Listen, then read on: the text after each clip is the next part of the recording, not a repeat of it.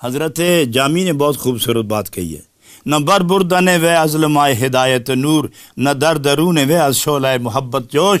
یہ جھوٹے وہ لوگ ہوتے ہیں کہ جن کا ظاہر نور کی تابش سے، نور کے جلووں سے، رانائی اور روشنی سے ظاہر معلوم ہوتا ہے، اور جوش محبت سے باطن معلوم ہوتا ہے۔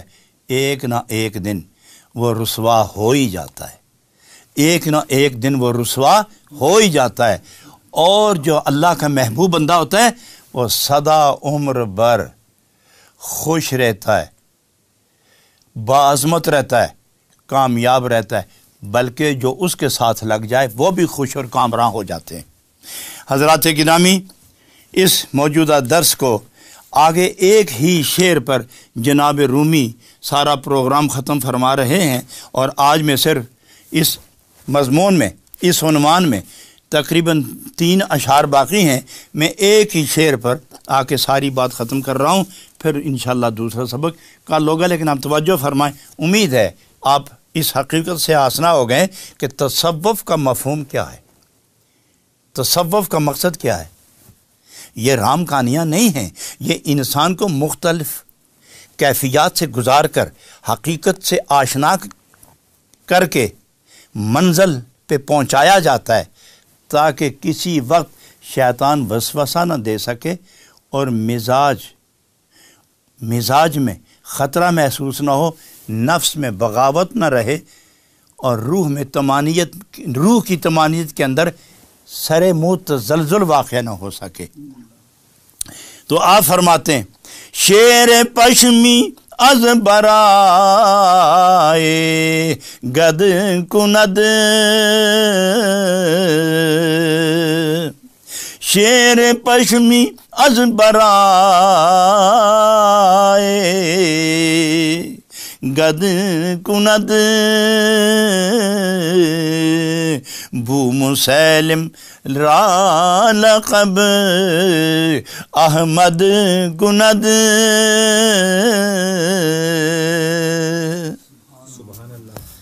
حضرات سمجھنے کی بات ہے، ایک وقت آیا تھا کہ حضور نبی اکرم صلی اللہ علیہ وسلم کے مقابلے میں مسیلم کذاب نے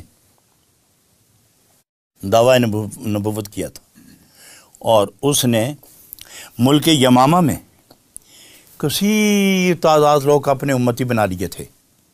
گویا اس جھوٹے مرشد نے ہزاروں جھوٹے مرید بنا لیے تھے، اس کذاب لعنتی مرتد نبی نے ہزاروں اپنے امتی بنا لیے تھے، لیکن نام کذاب ہی رہا ہے، وہ نبی اور لقب کذاب ہو۔ تو اس نے یہ ساری کیفیت بدلنے کے لیے، لوگوں کی ذہنیت تبدیل کرنے کے لیے اپنا نام، اپنا لقب احمد رکھ لیا تھا۔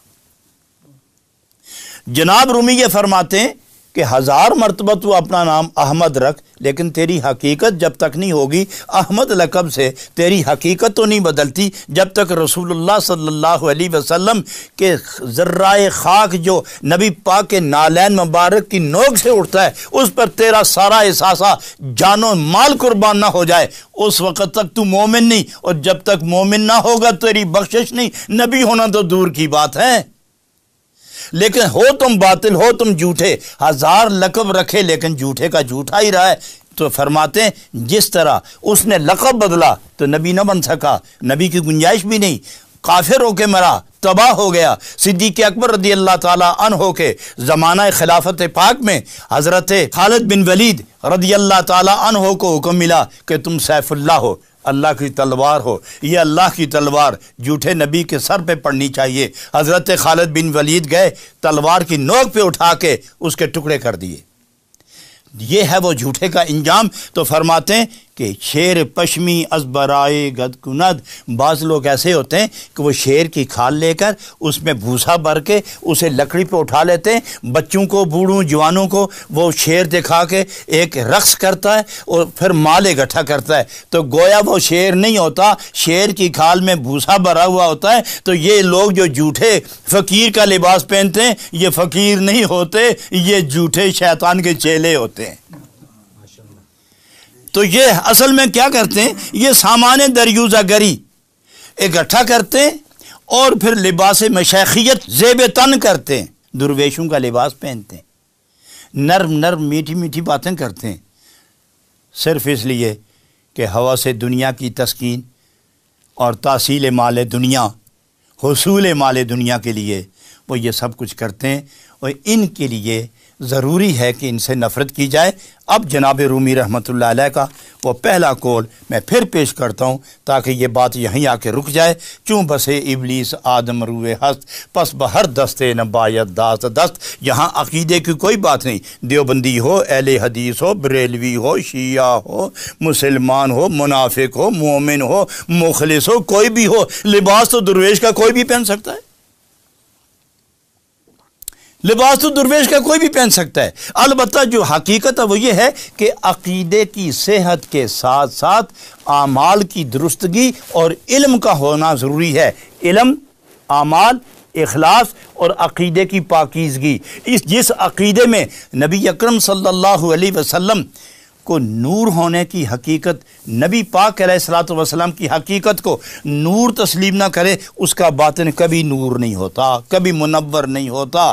ان عقیدے کی اصلاح کہ میرا باطن نبی پاک کے جلووں سے، صحابہ کی محبت سے، اولیاء اللہ کی معیت سے، ان کی پاکیزہ صحبت سے میرا باطن منور ہوگا، جب تک ان کو اس رائے سلوک میں انہیں مختار تسلیم نہ کرے اس وقت تک اس کا باطن روشن نہیں ہوتا، نہ وہ مرید کہلاتا ہے، نہ وہ طالب کہلاتا ہے، نہ وہ صحیح اپنے محبوب حقیقی طرف جانے کا شوق رکھتا ہے۔ وہ طالب دنیا ہے، دنیا ہی اکٹھی کرے گا، اور جو طالب عقبہ ہوتے ہیں وہ اپنا ہم سفر تلاش کر لیتے ہیں، اپنا رہنما تلاش کر لیتے ہیں۔ ساری گفتگو کا خلاصہ کیا ہے کہ ہر ہاتھ میں ہاتھ دے کر مرید نہ بنو۔ پیر وہی ہوتا ہے کہ جس کو دیکھ کر خدا یاد آئے، اور جب وہ محبت سے دیکھے تو خدا یاد رہ جائے۔ یاد آنا اور بات ہے، لیکن یاد رہنا یہ اور بات ہے۔ مرید دیکھے تو خدا یاد آتا ہے، اور پیر دیکھے تو خدا یاد رہتا ہے۔ حضرات، بقیہ سبق انشاءاللہ کل ہوگا۔ وآخر دعوانا ان الحمدللہ رب العالمین۔ دعا خیر، خدا آپ کو سلامت رکھے، میرے اور آپ کے پچھلے گناہ معاف فرمائے، ہمیں خدا اخلاص، نور اخلاص سے مالا مال فرمائے، ہمیں خدا نور محبت، سوز محبت اور تڑپ اور عشق کے جلوہ سامانیوں سے خدا ہمارا باطن اور ہمارا ظاہر منور مجلہ روشن فرمائے۔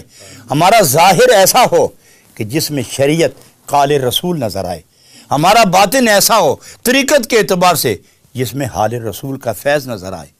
اٹھنا بیٹھنا چلنا پھرنا نبی پاک کی سنت کے مطابق ہو، اور ہوا سے دنیا، طلب دنیا، جلب دنیا، طلب دنیا، جلب دنیا، حرص دنیا، خواہش دنیا دل سے نکال کر خدا اپنی اور اپنے محبوب کی لازوال محبت کا نور ہمیں عطا فرمائے، تاکہ قبر سے لے کر حشر تک آسودہ رہیں اور اللہ اور اس کے محبوب کے سامنے جائیں تو مقبول غلاموں کی صف میں جگہ مل جائے۔ وفوض امری اللہ ان اللہ بصیر بالعباد برحمتک یا ارحم الراحمین۔